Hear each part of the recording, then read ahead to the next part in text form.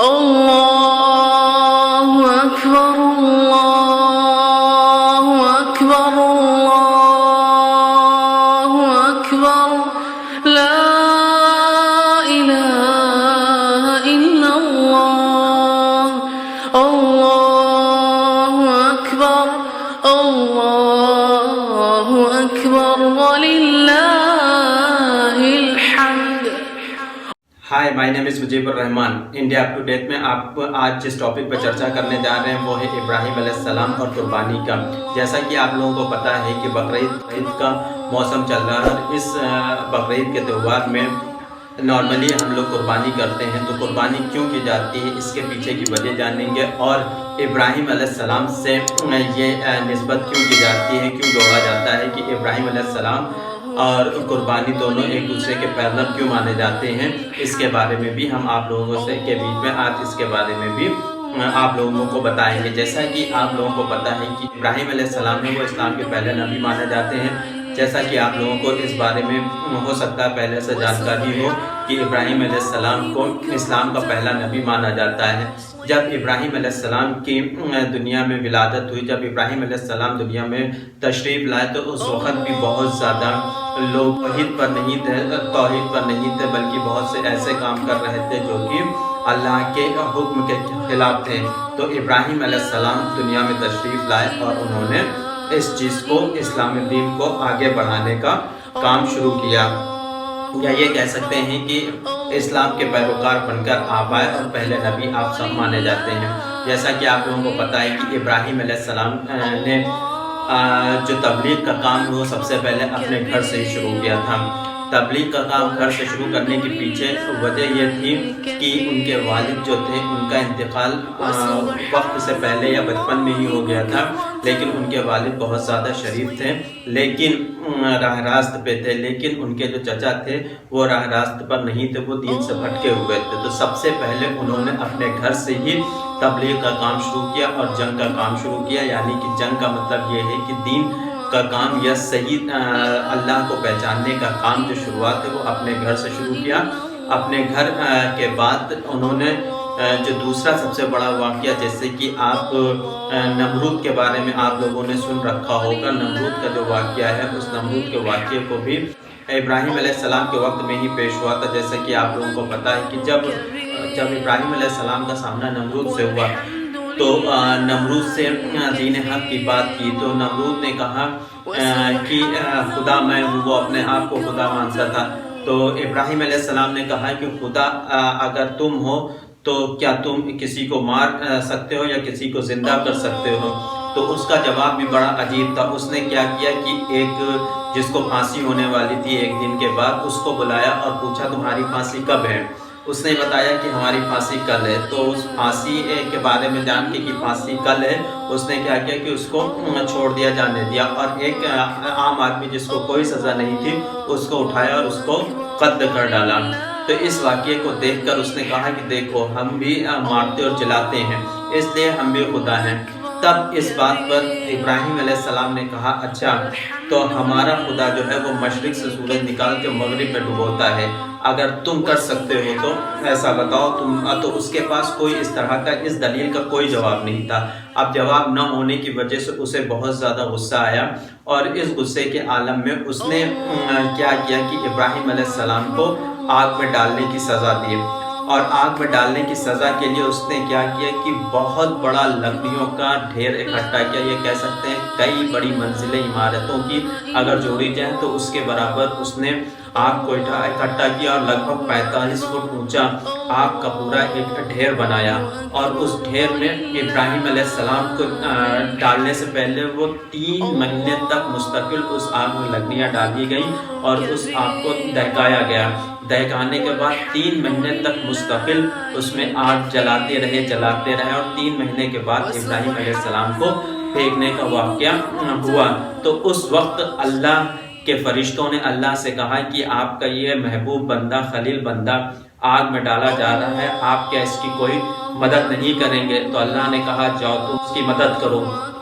तो हवा का फरिश्ता आया और कहा इब्राहिम अलैहिस्सलाम अगर आपको हमारी कोई ज़रूरत है तो कहिए हम इतनी तेज़ हवा चलाएं कि यह आग बुझ जाए. تو انہوں نے کہا نہیں ہمیں تمہاری کوئی ضرورت نہیں ہے۔ ادھر دوسری طرف پھر پانی کا فرشتہ آیا اور کہا ابراہیم علیہ السلام اگر آپ بتائیں تو ہم پانی کو اتنا تیز بہا دیں کہ اس سے آپ کی اس آگ کو بالکل نیست و نابود کر دیا جائے۔ تو ابراہیم علیہ السلام نے ان کو بھی واپس بھیج دیا۔ اس کے بعد جبرائیل علیہ السلام تشریف لے کر آئے۔ جبرائیل علیہ السلام نے کہا ابراہیم علیہ السلام آپ کو کسی طرح کی کوئی ضرورت کوئی حاجت ہے؟ تو کہا نہیں کچھ بھی مجھے کوئی ضرورت نہیں ہے۔ ان کو بھی انہوں نے انکار کر دیا۔ تو ابراہیم علیہ السلام سے کہا کہ آپ اللہ سے بات نہیں کرنا پسند کریں گے؟ تو ابراہیم علیہ السلام نے بہت اچھے سے کہا اللہ کو نہیں پتا ہے کہ اس کا بندہ کیسا ہے۔ اب اس کے بعد وہ وہاں سے چلے گئے تو اسی دن اسی وقت ابراہیم علیہ السلام کو آگ میں پھینک دیا گیا، اور جیسے ہی آگ میں پھینکا گیا تو اللہ کی قدرت دیکھیے، اللہ نے ابراہیم علیہ السلام کو اس آگ کے ڈھیر میں جس پر وہ پھینکے گئے تھے اس کو پورا پھولوں کا باغیچہ بنا دیا اور وہاں پر چاروں طرف پھول بکھیر دے۔ اس واقعے کو دیکھ کر ابراہیم علیہ السلام نے فوراً ہی سجدہ کیا اور دعا کی اور وہاں سے چلے گئے۔ کچھ دن تک وہاں ٹھہرنے کے بعد اللہ کے حکم سے وہاں سے وہ دوسری جگہ پر چلے گئے۔ دوسری جگہ جو وہ مصر تھی، مصر وہاں تشریف لے گئے۔ اب مصر میں جانے کے بعد وہاں پر بھی انہوں نے کئی ایسے لوگوں کو جو بہت زیادہ اس طرح کے دعوے کرتے تھے خدائی کے اور لوگوں کو ناحق پریشان کرتے تھے، وہاں پر ایسے بادشاہوں کو بھی وہاں پر انہوں نے ان سے بھی مقابلہ کیا۔ اور اسی مقابلے میں ایک جگہ پر جو ایک بادشاہ کی بیٹی تھی بی بی ہاجرہ کو وہاں پر انہوں نے اس ظالم بادشاہ سے چھڑایا، اور ان کے چچا نے اپنی بیٹی سارہ سے اس ابراہیم علیہ السلام کا نکاح کر دیا، اور اس کے بعد ابراہیم علیہ السلام وہاں سے رخصت ہوئے فلسطین کے لیے۔ تو جب وہ فلسطین کے لیے جا رہے تھے تو وہاں اکیلے نہیں گئے، ان کے ساتھ ابراہیم علیہ السلام کے ساتھ بی بی سارہ تھی، بی بی ہاجرہ تھی، اور لوط علیہ السلام بھی اس وقت موجود تھے۔ تو چاروں لوگ مصر سے فلسطین کی طرف روانہ ہوئے۔ اب فلسطین میں آپ نے تبلیغ کا کام زور و شوروں سے شروع کر دیا۔ اب جب وہاں پر تبلیغ کا کام آپ زور و شوروں سے کر رہے تھے، اسی بیچ میں انہوں نے ایک بیٹے کو دیکھا، ایک بچے کو دیکھا اپنی ماں کے ساتھ کھیل رہا ہے۔ تو اس کو دیکھ کر ان کو بڑا رنج ہوا اور دکھ ہوا، اور انہوں نے اللہ سے کہا کیا مجھے بھی کوئی اولاد اس طرح سے عطا نہیں کر سکتے ہیں؟ تو یہ بات بی بی سارہ نے سن لی، اور انہوں نے کہا کہ میں ایک بانجھ ہوں تو مجھ سے بچہ ہونا ناممکن ہے۔ تو بی بی سارہ نے بی بی ہاجرہ سے ابراہیم علیہ السلام کا نکاح کرا دیا۔ اب جب بی بی ہاجرہ سے ابراہیم علیہ السلام کا نکاح ہو گیا، ان سے پھر اسماعیل علیہ السلام پیدا ہوئے، تشریف لائے آپ دنیا میں۔ اسماعیل علیہ السلام دنیا میں تشریف لائے تو اس وقت ابراہیم علیہ السلام کا جتنا بھی توجہ تھی وہ اسماعیل علیہ السلام اور بی بی ہاجرہ کی طرف ہو گئی۔ اس چیز کو دیکھ کر بی بی سارہ کو کافی دکھ ہوا، تکلیف ہوئی اور جلن محسوس ہوئی، جس کی وجہ سے ابراہیم علیہ السلام سے بی بی سارہ نے کہا کہ آپ ان دونوں کو جنگل میں چھوڑ کر آ جائیے۔ تو ابراہیم علیہ السلام نے بالکل ویسا ہی کیا، اور وہ جنگل میں نہ جا کر بلکہ مکے کی پہاڑیوں میں ان کو وہاں پر چھوڑ دیا۔ وہ ایسی جگہ تھی جہاں پر نہ کچھ کھانے کو تھا، نہ پینے کو تھا، نہ کوئی آبادی تھی، بالکل اکیلے دونوں ماں بیٹے وہاں پر موجود تھے۔ ان کے پاس صرف اس وقت 2 کلو کھجوریں اور ایک مشکیزہ پانی کا موجود تھا۔ اب ابراہیم علیہ السلام جب وہاں پر چھوڑ کر بی بی ہاجرہ کو جا رہے تھے تو ابراہیم علیہ السلام سے بی بی ہاجرہ نے پوچھا کہ ہم کو کس کے سہارے پر آپ چھوڑ کر جا رہے ہیں؟ تو ابراہیم علیہ السلام نے بہت اچھا جواب دیا اور کہا اللہ کے سہارے پر۔ یہ بات سن کر بی بی ہاجرہ نے ان سے پوچھا کیا یہ اللہ کے حکم سے ہے؟ تو ابراہیم علیہ السلام نے کہا ہاں یہ اللہ کے حکم سے ہے۔ اس کے بعد بی بی ہاجرہ کو چھوڑ کر وہاں سے روانہ ہو گئے۔ اس کے بعد بیچ میں بی بی ہاجرہ کے پاس اپنے بیٹے اسماعیل علیہ السلام کے پاس آتے جاتے رہے اور ان سے ملاقات کرتے رہے۔ اسی بیچ جب اسماعیل علیہ السلام 13 سال کی عمر کو پہنچے تو ابراہیم علیہ السلام نے اسماعیل علیہ السلام سے کہا کہ ہم نے خواب دیکھا ہے اور اللہ نے آپ کی قربانی مانگی ہے، اس میں بتایا گیا ہے، خواب میں یہ نظر آیا ہے کہ اللہ نے کہا ہے کہ آپ اپنے بیٹے کی قربانی دے دو۔ اس بات کو سن کر اسماعیل علیہ السلام کو ذرا سا بھی چہرے پر کوئی شکن نہیں ہے۔ انہوں نے کہا کہ اگر اللہ کا حکم ہے تو آپ بالکل پورا کریں، اور خوشی خوشی وہ تیار ہو گئے۔ اسی بیچ جب وہ اسماعیل علیہ السلام کو لے کر جنگل کی طرف، پہاڑوں کی طرف جا رہے تھے تو بی بی ہاجرہ کے پاس ایک شیطان آیا اور وہ بہکانے لگا، کیا تم کہاں جا رہے ہیں؟ تو بی بی ہاجرہ نے بہت پیار سے کہا کہ وہ بازار تک یا کہیں باہر گئے ہوئے ہیں، وہ ابھی آ جائیں گے۔ تو انہوں نے کہا نہیں، ابراہیم علیہ السلام اسماعیل علیہ السلام کو قتل کرنے کی مقصد سے وہ لے کر گئے ہیں۔ انہوں نے ایک خواب دیکھا ہے، ان کا یہ کہنا ہے کہ انہوں نے خواب دیکھا ہے اور وہ اللہ کے حکم کے لیے اسماعیل علیہ السلام کا قتل کریں گے۔ تو جب یہ بات بی بی ہاجرہ نے سنی تو انہوں نے کہا اس کا مطلب اگر اللہ کے حکم سے وہ قربانی کے لیے لے گئے ہیں، قتل کرنے کے لیے لے گئے ہیں، تو اس کا مطلب یہ ہے کہ تم مجھے شیطان دکھتے ہو۔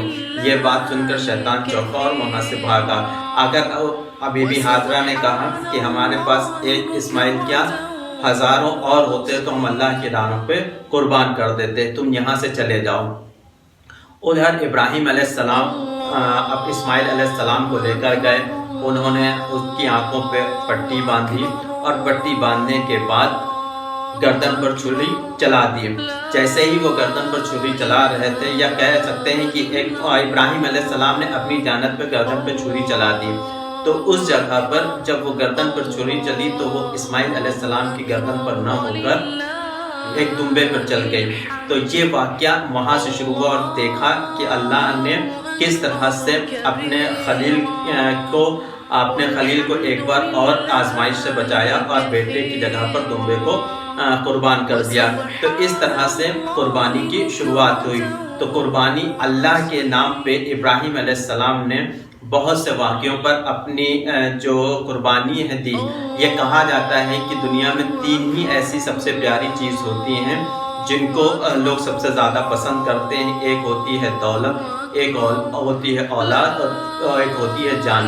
تو انہوں نے دولت بھی قربان کی، اولاد بھی قربان کی اور جان بھی قربان کی۔ ہر جگہ پر انہوں نے آزمائش کو پوری طرح سے انجام دیا، اور اللہ اس چیز کو سے خوش ہو کر انہوں نے تا قیامت تک کے لیے اس چیز کو فرض کر دیا، اور کہا کہ ابراہیم علیہ السلام کے نام پر جو انہوں نے اپنے قربانی دی تھی وہ سبھی مسلمانوں پر فرض ہو گئے، اور آج پوری دنیا میں بہت ہرش اللہ سے قربانی کا جشن منایا جاتا ہے، قربانی کی جاتی ہے۔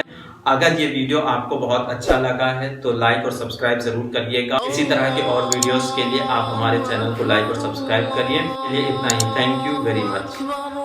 اللہ اکبر کبیرا والحمد للہ کثیرا وسبحان اللہ بکرة وأصیلا۔